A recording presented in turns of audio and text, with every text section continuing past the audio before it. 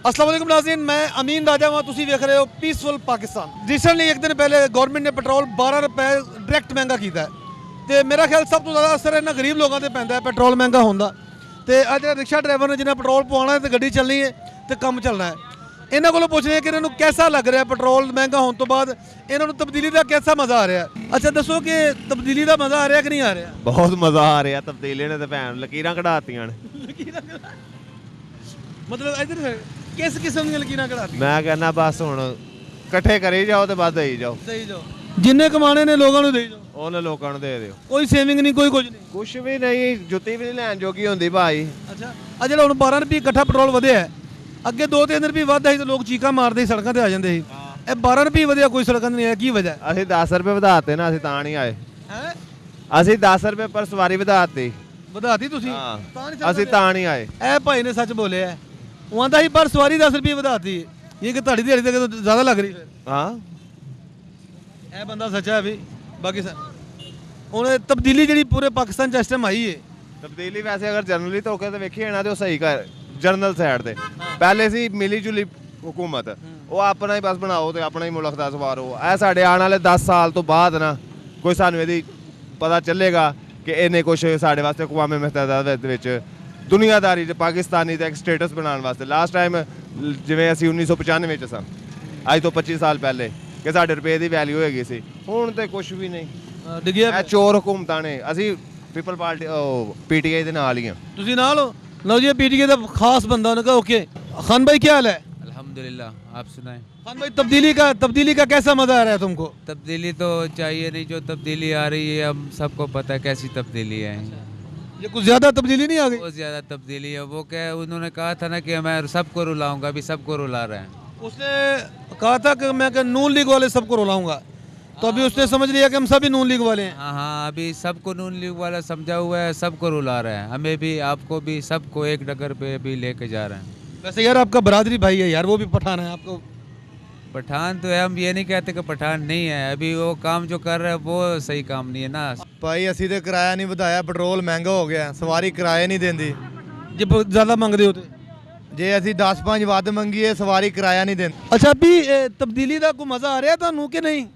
बेटा सानू तो कोई मजा नहीं आ रहा तब्दीली का। लोग तो बड़ा मज़ा ले रहे हैं तब्दीली नहीं जान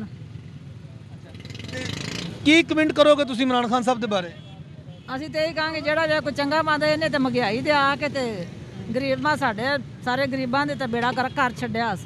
अच्छा ਹਾਂ ਇਹ ਤਬਦੀਲੀ ਜਿਹੜੀ ਉਹ ਲੈ ਕੇ ਆਇਆ ਪਾਕਿਸਤਾਨ ਚ ਤਬਦੀਲੀ ਕਾਦੀ ਲਿਆਇਆ ਜੋ ਜ਼ਮਾਨੇ ਦਾ ਕੰਜਰ ਮਹੱਲਾ ਇਹਨੇ ਲਾਇਆ ਹੁੰਦਾ ਹੈ ਜੋ ਜ਼ਮਾਨੇ ਦਾ ਤੇ ਹੋਰ ਕੀ। ਬਾਜੀ ਕਹਿ ਰਹੀ ਜੋ ਜ਼ਮਾਨੇ ਦਾ ਕੰਜਰ ਮਹੱਲਾ ਤੁਸੀਂ ਲਾਇਆ ਹੈ ਇਹ ਮੈਂ ਨਹੀਂ ਕਹਿ ਰਿਹਾ ਬਾਜੀ ਕਹਿ ਰਹੀ। ਖੁਦਾ ਦੀ ਲਾਹਨਤ ਬੱਤਾ ਜੀ ਤਬਦੀਲੀ ਦੇ ਉੱਤੇ। ਕਿੰਨੀ ਦੇਰ ਤੋਂ ਰਕਸ਼ਾ ਚਲਾ ਰਹੇ ਹੈ। ਹੁਣ 3 ਸਾਲ ਹੋ ਗਏ ਨੇ।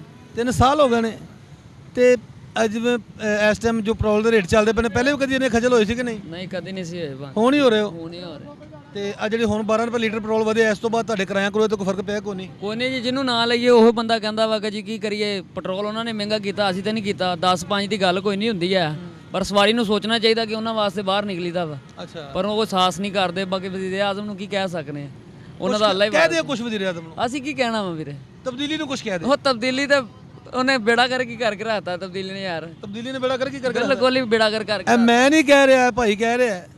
ਅੱਛਾ ਦੇਖੋ ਜੀ 600 ਰੁਪਏ ਅੱਗੇ 500 ਰੁਪਏ ਦਿਹਾੜੀ 400 ਚੱਲਦੀ ਸੀ ਗੱਡੀ ਦੀ ਅੱਛਾ ਇਸ ਟਾਈਮ ਮਾਲਕ 600 ਰੁਪਏ ਦਿਹਾੜੀ ਲੈ ਰਿਹਾ ਅੱਛਾ 160 ਰੁਪਏ ਪੈਟਰੋਲ ਆ ਦਿਹਾੜੀ ਦਾ ਕੋਈ 5 ਲੀਟਰ ਪੈਟਰੋਲ ਲਾ ਲਓ ਅੱਛਾ ਠੀਕ ਹੈ 600 ਮਾਲਕ ਦਾ ਕੱਢਣਾ 700 ਤੇਲ ਦਾ ਕੱਢ ਦਿਓ 12-1300 ਇਹ ਗਿਆ ਪਿੱਛੇ ਕੀ ਬਚਿਆ ਸਾਨੂੰ ਪਿੱਛੇ ਬਸ ਤੁਹਾਡੇ ਵਾਸਤੇ ਦਵਾਵਾਂ ਖਵਾਰੀ ਸਿਰਫ ਕੋਈ 2-400 ਜਿਹੜਾ ਘਰ ਲੈ ਜੀ ਉਹੀ ਬਚਣਾ। ਸਵਾਰੀ ਰੋਂਦੀ ਹੈ ਸਵਾਰੀ 10 ਵੱਧ ਮੰਗ ਲਈ ਤੇ ਚੀਕਾ ਮਾਰਦੀ ਤੇ ਪੈਟਰੋਲ ਪੰਪ ਵਾਲੇ ਤਾਂ ਪੂਰੇ ਲੈਂਦੇ ਨੇ ਉਹ ਤੇ ਪੂਰੇ ਲੈਂਦੇ ਨੇ ਉਹਨਾਂ ਦੇ ਰੁਪਈਆ ਵੀ ਘੱਟ ਹੋਵੇ ਤੋਂ ਆਂਦੇ ਨੇ ਪੈਟਰੋਲ ਪੰਪ ਤੋਂ ਗੱਡੀ ਥੱਲੇ ਕਰ ਲਓ। ਅੱਛਾ ਯਾਨੀ ਕਿ ਅੱਗੇ ਰੁਪਈਆ 2 ਰੁਪਏ 3 ਰੁਪਏ ਵਾਧਾ ਸੀ ਇਸ ਵਾਰੀ ਮਾਸ਼ਾਅੱਲਾ ਤਰੱਕੀ ਕੀਤੀ ਬਾਬਾ ਇਕੱਠਾ ਹੀ 12 ਰੁਪਏ 12-13 ਰੁਪਏ ਇੱਕੇ ਵਾਰੀ ਵਧਾ ਦਿੱਤਾ ਸਵਾਰੀ ਕੋਲ 10 ਵੱਧ ਮੰਗ ਲਈਏ ਤੇ ਜਾਨ ਨਿਕਲ ਜਾਂਦੀ ਹੈ। ਤੇ ਤਬਦੀਲੀ ਦਾ ਕੋਈ ਮਜ਼ਾ ਆ ਰਿਹਾ। ਮਜ਼ਾ ਤੇ ਬਹੁਤ ਆ ਰਿਹਾ ਲੇਕਿਨ ਜਿਸ ਹਿਸਾਬ ਤੇ ਮਜ਼ਾ ਆ ਰਿਹਾ ਨੂਨ ਲੀਗ ਦੀ ਹਕੂਮਤ 'ਚ 90 ਰੁਪਏ ਲੀਟਰ ਤੇਲ ਹੋਇਆ ਆਵਾਮ ਸੜਕਾਂ ਤੇ ਆ ਗਈ ਹੁਣ ਆਵਾਮ ਵੀ ਸੁੱਤੀ ਹੋਈ ਹੁਣ ਤਾਂ ਆਵਾਮ ਵੀ ਨਹੀਂ ਨਿਕਲਣ ਦੀ।